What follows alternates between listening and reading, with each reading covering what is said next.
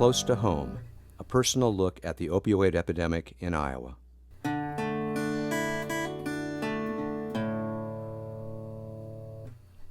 My father actually died from opiate overdose.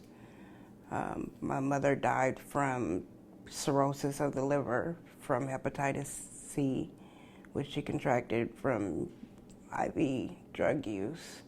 And there's been several other overdoses in my family history, people that have passed. So it's always been a part of my life. It's never been something that I didn't know about. I think the first time I started treatment with UCS was, like I said, around 2011. And I came here then, it was strictly just pain pill use. I had always sold pills for people, but when I had a back injury when I was in 6th grade, and I was given Vicodin to help with the back pain. So I had used opiates off and on from the time I was in 6th grade until I started coming to UCS. I had some clean time after that. I graduated the program, had some clean time, several years. And again, the pain issue started to come back. I worked as a CNA for 7 years. So with that, I had some more back pain issues. So got back on the pain pills and ended up back here at UCS again.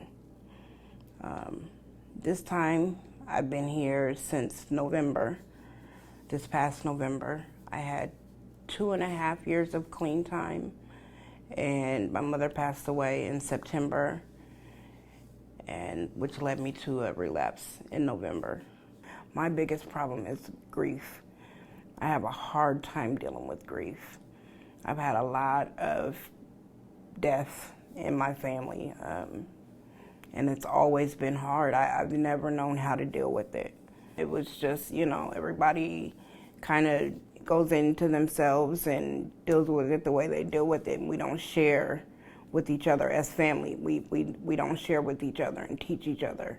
It's just, you go over there and deal with it, and I'll go over here and deal with it, and usually it has to do with drugs. The last time I was here at UCS, my mother was also here as a patient. And that was a kind of a toxic relationship because we would when we had problems, we would medicate each other. When she would come to me and say, Jazz, I'm going through this or whatever, and I'd say, oh, okay, well, let's go find some pills, or, well, I have some heroin, do you want some heroin? Instead of talking it out or trying to find a solution for it, we would medicate each other. And that's just how our relationship was. Yeah. And now that she's gone, it's like I have to find a different way to deal with these things because that's just not the way. I don't want to pass that on to my children. I have 3 daughters myself and a grandson now, so I don't want to pass that on. I look at things differently when I have something going on that I don't quite know how to navigate. I know that there are people that I can talk to. I can call my counselor. I can come to one of my groups and talk to peers. I can talk to any other counselors that have that hold the groups. Art therapy has been a godsend. It's been a godsend. I never knew that I could be creative and draw and things like that before I started coming here and going to groups. Actually, before this time, I never really took advantage of the groups at UCS. I would come and dose and go home. But now that I'm taking advantage of the groups, it's given me a different outlook on recovery and getting better. Art therapy has been awesome. I've forged a new relationship with my children. They're older now. My girls are 21, 20, and 17. And they've been around, so they've seen. I've never been away from my children, so they've seen my journey. They've seen, the drug use and especially with their grandparents. So they've seen all of that, and it's given me a chance to teach them that there's another way to live, and that doesn't have to be a part of your life. You don't have to let it be a part of your life.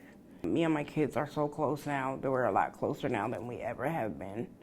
My daughter's gonna let me have my grandson for the summer, so that's exciting. I would never have seen that happening before. I'm very excited about that. I can't wait. It can be done. Doesn't matter how many times you have to start over, as long as you take the steps to start over.